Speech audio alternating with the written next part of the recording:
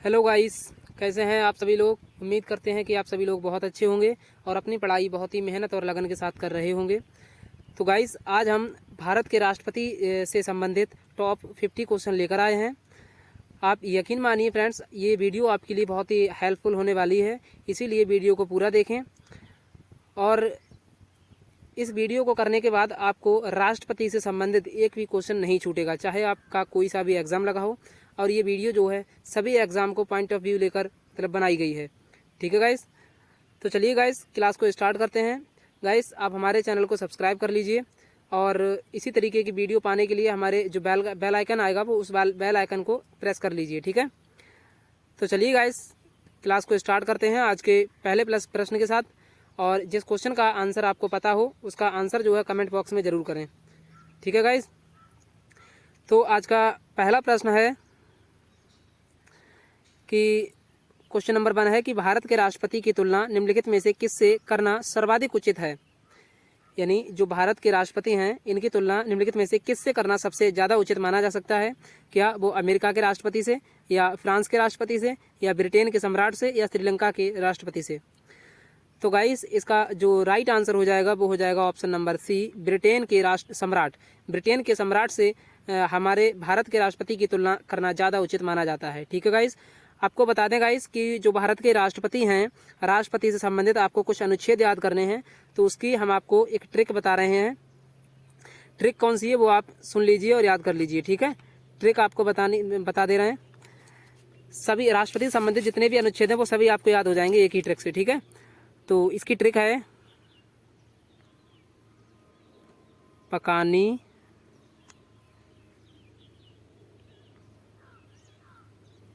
Coca दुओ दशम।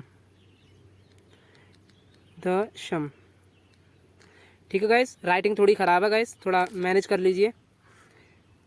इसमें अब आपको अनुच्छेद ध्यान रखना है। ठीक है, तो पा से आता है पद, यानी कि राष्ट्रपति के पद की चर्चा, और ये 52 से शुरू होता है। ठीक है, अनुच्छेद 52 से। ठीक है, तो राष्ट्रपति के पद की चर्चा किस में है? 52 में है। का से आता है कार्यपालिका का औपचारिक प्रधान होगा, ये कौन से में है? 53 में है। ठीक है, इसमें लिखने का ज़्यादा स्पेस नहीं है, इसीलिए आप ऐसे ही समझ लीजिए और अपनी नोट्स में लिखते जाइए। ठीक है, तो का है कार्यपालिका, कार्यपालिका का औपचारिक प्रधान होता है राष्ट्रपति, ये अनुच्छेद 53 में है। और नी से आता है निर्वाचन, और निर्वाचन की चर्चा आर्टिकल 54 में है। ठीक है, उसके बाद आता है को से आता है कोटा, राष्ट्रपति का कोटा, और कोटा की चर्चा किसमें है? आर्टिकल 55 में है, राष्ट्रपति का कोटा। ठीक है, उसके बाद फिर से आता है का, और का में कौन सा है? राष्ट्रपति का कार्यकाल, और कार्यकाल कितने वर्ष का होता है? 5 वर्षों का होता है। तो कार्यकाल की चर्चा कौन से आर्टिकल में है? 56 में है। ठीक है, दू अब आता है दू, यानी कि दोबारा निर्वाचन, दू से आता है दोबारा निर्वाचन। दोबारा निर्वाचन की चर्चा जो है आर्टिकल 57 में है। उसके बाद हम देखते हैं ओ से आता है योग्यता, यो यानी कि यहाँ पर है यो, ओ नहीं है, यो है। ठीक है, यो से आती है योग्यता, यानी राष्ट्रपति के पद के लिए आपके लिए क्या क्या योग्यताएं होनी चाहिए वो है इसमें। ठीक है, तो आर्टिकल 58 आएगा इसमें। ठीक है, फिर आता है दशम में आता है दा से आता है दशाएं, यानी कि दशाएं मतलब कि भारत का नागरिक हो और किसी लाभ के पद पर ना हो, ये सब दशाएं आती हैं। किसमें आती हैं? 59 में आती हैं। ठीक है, उसके बाद आता है शाह से आता है शपथ, राष्ट्रपति की शपथ की चर्चा किसमें है? आर्टिकल 60 में है। उसके बाद आता है माँ, और माँ में कौन आता है? महाभियोग, माँ से क्या आता है? महाभियोग, तो राष्ट्रपति के महाभियोग की चर्चा आर्टिकल 61 में है। ठीक है गाइस, तो उम्मीद करते हैं कि आपके लिए ये ट्रिक बहुत ही अच्छी लगी होगी, और आपके लिए आप देख सकते हैं 1 2 3 4 5 6 7 8 9 10 राष्ट्रपति के टोटल 10 अनुच्छेद आपके लिए याद हो चुके हैं, और ये बहुत ही इंपॉर्टेंट अनुच्छेद हैं। प्रत्येक एग्जाम के लिए ये अनुच्छेद पूछे जाते हैं। ठीक है गाइस, तो इसको आप अपने नोट्स में लिख लीजिए। चलिए अब आगे बढ़ते हैं अगले क्वेश्चन पर। ठीक है, अगला क्वेश्चन है आज का कि भारत में कार्यपालिका का अध्यक्ष कौन होता है। तभी आपको बताया अनुच्छेद 53 में कि कार्यपालिका का औपचारिक प्रधान कौन होता है? राष्ट्रपति होता है। तो ऑप्शन नंबर ए इसका राइट आंसर हो जाएगा। ठीक है गाइस, इसमें प्रधानमंत्री मत लगाइए, क्योंकि प्रधानमंत्री जो होते हैं वो केवल मंत्रिपरिषद और मंत्रिमंडल के ही अध्यक्ष होते हैं। ठीक है, तो चलिए आगे बढ़ते हैं। आज का अगला क्वेश्चन है कि संघ की कार्यपालिका शक्ति किस में निहित होती है। जो कार्यपालिका शक्ति है संघ की वो किस में निहित होती है? तो इस क्वेश्चन का राइट आंसर हो जाएगा ऑप्शन नंबर बी, राष्ट्रपति। जो संघ की कार्यपालिका शक्ति है वो राष्ट्रपति में निहित होती है। ठीक है गाइस, चलिए आगे बढ़ते हैं। आज का अगला क्वेश्चन है कि भारत का राष्ट्रपति क्या होता है? राज्य का प्रधान होता है, या राज्य का प्रधान नहीं होता है, या केवल सरकार का प्रधान होता है, या राज्य और सरकार दोनों का प्रधान होता है? तो गाइस इसका राइट आंसर हो जाएगा ऑप्शन नंबर ए, राज्य का प्रधान होता है। ठीक है, ये राज्य वो वाला राज्य नहीं है स्टेट वाला, ये राज्य है पूरे भारत वाला। ठीक है गाइस, तो चलिए आगे बढ़ते हैं आज के अगले क्वेश्चन पर। अगला क्वेश्चन है कि भारतीय संविधान के अनुसार देश का प्रथम नागरिक कौन होता है।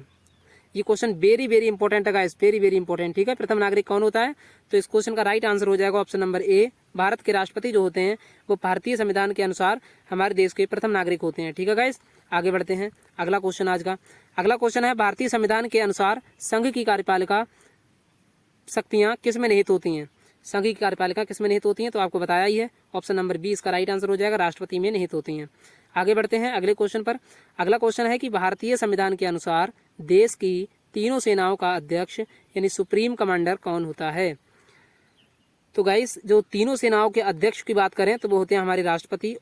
ऑप्शन नंबर ए इसका राइट आंसर हो जाएगा। ठीक है, जैसे थल सेना, जल सेना और वायु सेना, इन तीनों सेनाओं के अध्यक्ष कौन होते हैं, हमारे राष्ट्रपति होते हैं। ठीक है, आगे बढ़ते हैं गाइस।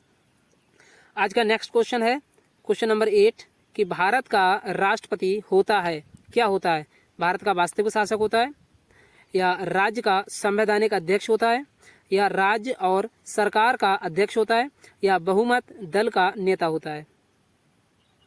तो गाइस इसका राइट आंसर हो जाएगा ऑप्शन नंबर बी, राज्य का संवैधानिक अध्यक्ष होता है कौन, राष्ट्रपति। ठीक है, आगे बढ़ते हैं अगले क्वेश्चन पर। अगला क्वेश्चन है कि भारतीय सशस्त्र सेनाओं का सर्वोच्च कमांडर कौन होता है। तो सशस्त्र सेनाओं का जो सर्वोच्च कमांडर होता है वो होते हैं हमारे राष्ट्रपति। ऑप्शन नंबर ए इसका राइट आंसर हो जाएगा। आगे बढ़ते हैं अगले क्वेश्चन पर। आज का अगला क्वेश्चन है कि भारत के राष्ट्रपति के लिए आवश्यक योग्यता नहीं है, यानी इनमें से कौन सी योग्यता भारत के राष्ट्रपति पर फॉलो नहीं करती है। क्या ऑप्शन नंबर ए है भारत का नागरिक हो, या ऑप्शन नंबर बी है 35 वर्ष से अधिक आयु का हो, या उसमें ऑप्शन नंबर सी है कि उसमें लोकसभा के सदस्य के लिए निर्धारित सभी योग्यताएं होनी चाहिए, या ऑप्शन नंबर डी है वह संसद के किसी भी सदन का सदस्य हो।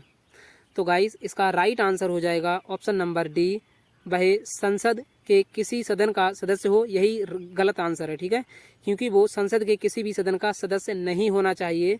ये भारत के राष्ट्रपति के लिए योग्यता है, वो किसी भी सदन का सदस्य नहीं होना चाहिए। ठीक है गाइस, केवल योग्यता रखनी चाहिए सदन की, जो भी लोकसभा की।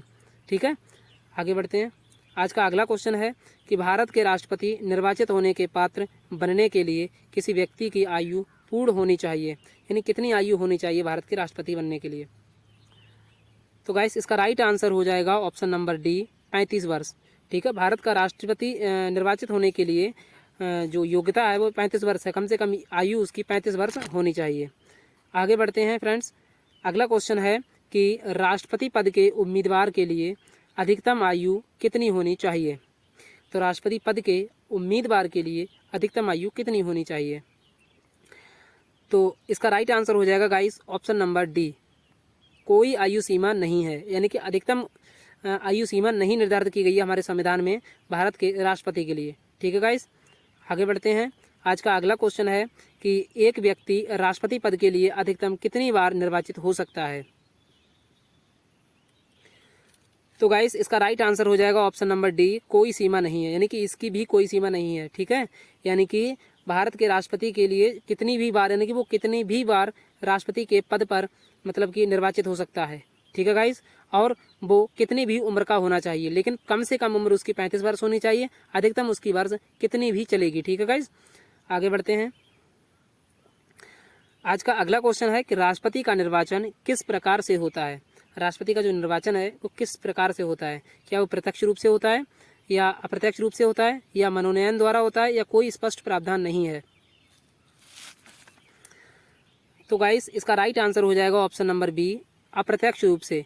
अप्रत्यक्ष रूप से गुप्त मतदान द्वारा, ठीक है, और एकल संक्रमणीय आनुपातिक पद्धति के द्वारा राष्ट्रपति का निर्वाचन होता है। ठीक है गाइस, आगे बढ़ते हैं अगले क्वेश्चन पर। अगला क्वेश्चन है कि राष्ट्रपति पद के निर्वाचन हेतु कौन सी पद्धति अपनाई जाती है।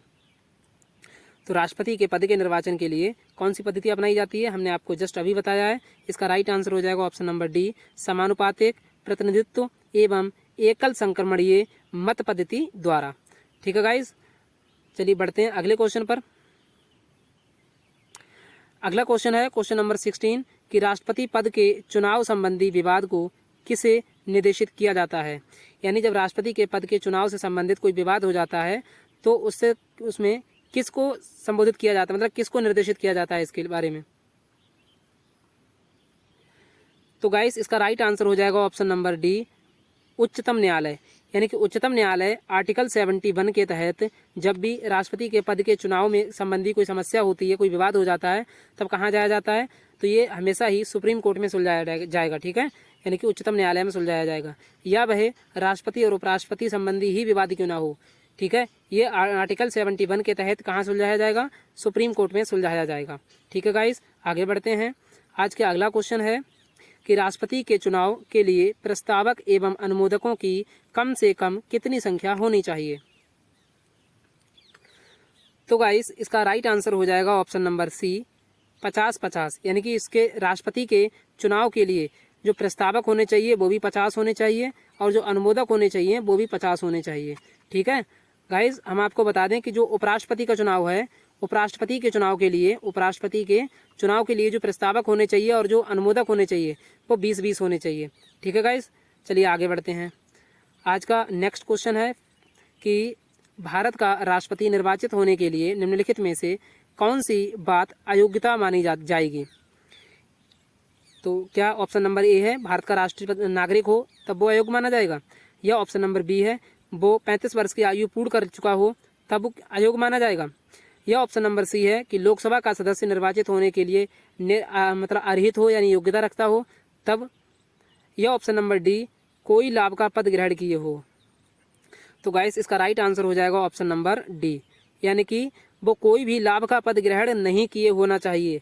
देखो लाभ का पद क्या होता है, तो लाभ का पद होता है मतलब कि किसी भी सरकारी पद पर नहीं होना चाहिए। ठीक है, किसी भी सरकारी पद पर नहीं होना चाहिए और ये इसे ही कहते हैं हम लोग लाभ का पद। ठीक है, तो किसी लाभ के पद पर नहीं होना चाहिए तभी वो भारत के राष्ट्रपति निर्वाचित होने के लिए योग्यता रखता है।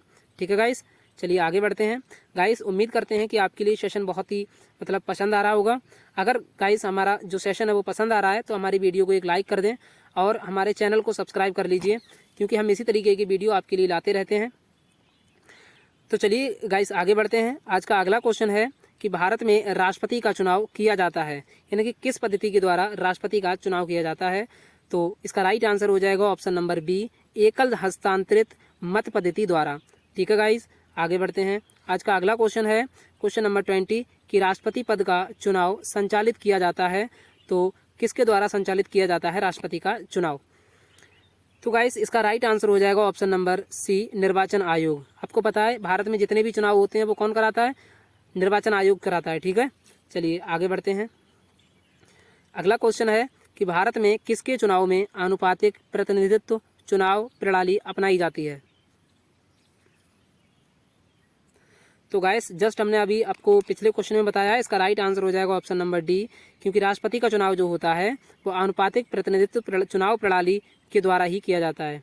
ठीक है, आगे बढ़ते हैं। अगला क्वेश्चन है राष्ट्रपति चुनाव संबंधी मामले किसके पास भेजे जाते हैं। तो राष्ट्रपति का कोई भी चुनाव संबंधी अगर मामला आ जाता है तो वो कहाँ सुलझाया जाता है, सीधे ही उच्चतम न्यायालय में सुलझाया जाता है, अर्थात सुप्रीम कोर्ट में सुलझाया जाता है आर्टिकल 71 के तहत। ठीक है गाइस, चलिए आगे बढ़ते हैं। आज का अगला क्वेश्चन है कि किस अनुच्छेद के तहत राष्ट्रपति तथा उपराष्ट्रपति के निर्वाचन से संबंधित विवाद का निर्णय उच्चतम न्यायालय द्वारा करने का प्रावधान संविधान में किया गया है। यानी कि जब भी उपराष्ट्रपति हो या मतलब कि राष्ट्रपति हो, इन दोनों में अगर कभी निर्वाचन संबंधी विवाद हो जाता है तो ये कहाँ सुलझाया जाता है, तो ये सुप्रीम कोर्ट में सुलझाया जाता है, ये लिखा है। और ये कौन से अनुच्छेद के द्वारा सुलझाया जाता है, तो अभी हमने बताया है आपको कि ये आर्टिकल 71 के तहत सुलझाया जाता है, अर्थात इसका राइट आंसर हो जाएगा ऑप्शन नंबर डी, आर्टिकल 71। आगे बढ़ते हैं गाइस। अगला क्वेश्चन है राष्ट्रपति पद के उम्मीदवारों को चुनाव प्रचार हेतु कितना समय मिलता है। यानी कि राष्ट्रपति के पद के उम्मीदवारों को चुनाव लड़ने के लिए यानी चुनाव प्रचार के लिए अपने चुनाव का प्रचार करने के लिए उन्हें कितना समय दिया जाता है। तो गाइस इसका राइट आंसर हो जाएगा ऑप्शन नंबर बी, 2 सप्ताह। केवल 2 सप्ताह का समय दिया जाता है राष्ट्रपति पद के चुनाव मतलब उम्मीदवारों को चुनाव प्रचार करने के लिए। ठीक है गाइस, आगे बढ़ते हैं। अगला क्वेश्चन है कि भारत के राष्ट्रपति का चुनाव कितने वर्षों के लिए होता है, यानी कि जो राष्ट्रपति हैं वो कितने वर्षों के लिए चुने जाते हैं। तो गाइस इसका राइट आंसर आपको पता है कि ऑप्शन नंबर बी हो जाएगा, 5 वर्षों के लिए भारत के राष्ट्रपति का चुनाव होता है। ठीक है, आगे बढ़ते हैं। अगला क्वेश्चन है कि किस अनुच्छेद के तहत राष्ट्रपति अपने पद ग्रहण करने की तिथि से 5 वर्ष की अवधि तक अपने पद पर बना रहता है। अर्थात हम बात करें कि इसमें राष्ट्रपति के कार्यकाल की चर्चा की गई है और आपको हमने ट्रिक बताई थी कि कार्यकाल कौन से अनुच्छेद में आता है। देखो ट्रिक याद करो, पकानी को का, देखो का आ रहा है ना, 52, 53, 54, 55, 56, तो कितने में आएगा? 56 में आएगा। ठीक है, तो आर्टिकल 56 में हम बात करें तो राष्ट्रपति के कार्यकाल के संबंधी प्रबंध दिए गए हैं। ठीक है गाइस, आगे बढ़ते हैं। आज का अगला क्वेश्चन है कि राष्ट्रपति के चुनाव के लिए निर्वाचक मंडल में होते हैं, यानी कि जब राष्ट्रपति का चुनाव होता है तो इसमें कौन कौन भाग लेते हैं। तो ऑप्शन नंबर ए है कि संसद के सभी सदस्य और विधानसभाओं तथा विधान परिषदों के सभी सदस्य। तो ये आंसर गलत हो जाएगा गाइस, क्योंकि परिषदों यानी कि विधान परिषद नहीं होती है उसमें। ठीक है, क्योंकि राष्ट्रपति के चुनाव में विधान परिषद भाग नहीं लेती है। ऑप्शन नंबर बी पढ़ते हैं। ऑप्शन नंबर बी है कि संसद के दोनों सदनों तथा विधानसभाओं के निर्वाचित सदस्य। तो गाइस इसका राइट आंसर यही हो जाएगा कि संसद के दोनों सदन भी भाग लेते हैं और विधानसभाओं के निर्वाचित सदस्य भाग लेते हैं। तो इसका राइट आंसर हो जाएगा ऑप्शन नंबर डी। ठीक है, आगे बढ़ते हैं। आज का अगला क्वेश्चन है क्वेश्चन नंबर 28 कि भारत के राष्ट्रपति के निर्वाचन के बारे में निम्नलिखित में से कौन सा कथन सही नहीं है। क्वेश्चन ध्यान से पढ़ना है फ्रेंड्स। तो इसका ए ऑप्शन है कि सभी राज्य विधानसभाओं के सदस्य निर्वाचक मंडल के सदस्य होते हैं, इसलिए उस समय राष्ट्रपति का निर्वाचन नहीं हो सकता है जब 1 या 2 विधानसभाएं भंग हों। तो इसका ये क्वेश्चन सही है, यानी कि ये बात सही कह रहे हैं। इसमें गलत पूछा गया है, गलत। ठीक है, बी ऑप्शन है कि संसद के दोनों सदनों के सदस्यों का मत मूल्य सभी राज्य विधानसभाओं के संयुक्त मत मूल्य से कहीं भी अधिक होता है। हाँ, ये भी बात सही है। सी ऑप्शन है कोई उम्मीदवार यदि मतों का बहुमत प्राप्त कर लेता है तो वह स्वतः ही निर्वाचित नहीं हो सकता है। हाँ, ये भी बात सही है। अगला क्वेश्चन है, मतलब अगला ऑप्शन है ऑप्शन नंबर डी कि राष्ट्रपति के निर्वाचन के संबंध में यदि कोई विवाद हो तो वह सर्वोच्च न्यायालय के क्षेत्राधिकार में नहीं आता है। तो गाइस यही क्वेश्चन गलत है, यानी कि यही ऑप्शन गलत है कि राष्ट्रपति के निर्वाचन संबंधी कोई विवाद हो जाता है तो वो सुप्रीम कोर्ट में नहीं जाएगा। यही गलत दे रखा है, क्योंकि जब भी राष्ट्रपति के संबंधित निर्वाचन के संबंधित कोई विवाद हो जाता है तो वो डायरेक्ट कहाँ जाता है? सीधे सुप्रीम कोर्ट जाता है। ठीक है गाइस, चलिए आगे बढ़ते हैं अगले क्वेश्चन पर। अगला क्वेश्चन है भारत के राष्ट्रपति को उसके पद से हटाया जा सकता है, कौन हटा सकता है? तो इस क्वेश्चन का राइट आंसर हो जाएगा ऑप्शन नंबर डी, संसद द्वारा, यानी कि भारत के राष्ट्रपति को उसके पद से केवल संसद द्वारा ही हटाया जा सकता है। ठीक है गाइस, आगे बढ़ते हैं। आज का अगला क्वेश्चन है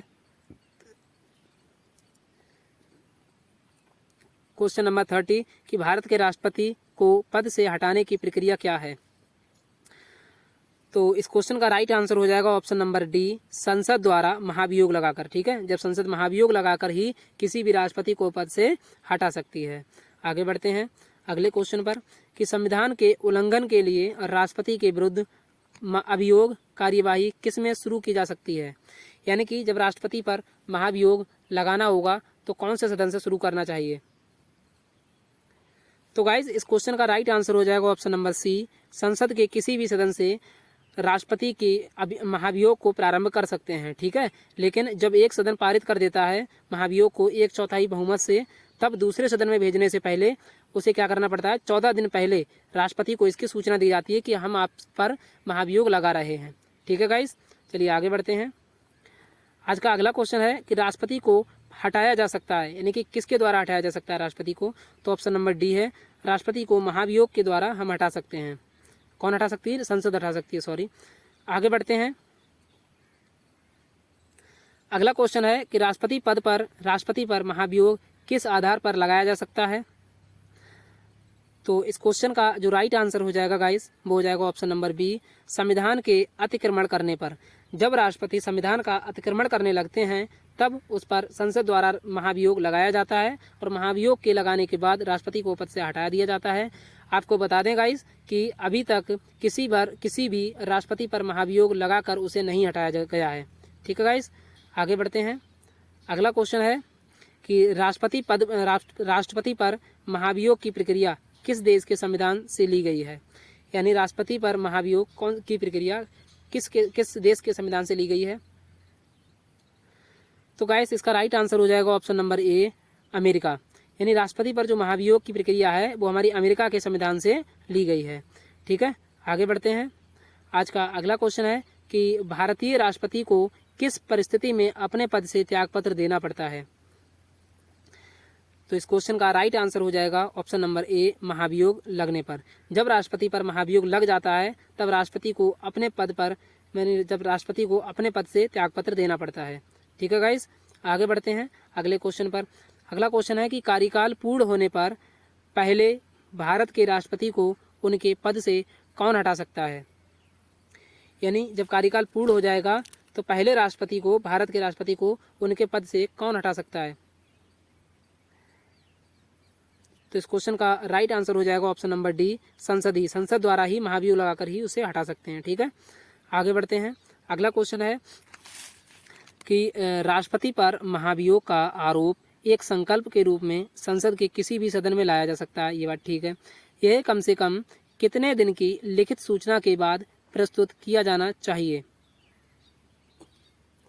तो गाइस इस क्वेश्चन का जो राइट आंसर हो जाएगा वो हो जाएगा ऑप्शन नंबर बी। आपको बताया कि जब दूसरे सदन में भेजते हैं तो 14 दिन पहले उसकी सूचना देनी होती है। ठीक है, आगे बढ़ते हैं। अगला क्वेश्चन है आज का कि सदन में राष्ट्रपति के विरुद्ध महाभियोग प्रस्ताव पास करने के लिए कितने सदस्यों का समर्थन आवश्यक है। तो गाइस इस क्वेश्चन का जो राइट आंसर हो जाएगा वो हो जाएगा ऑप्शन नंबर बी।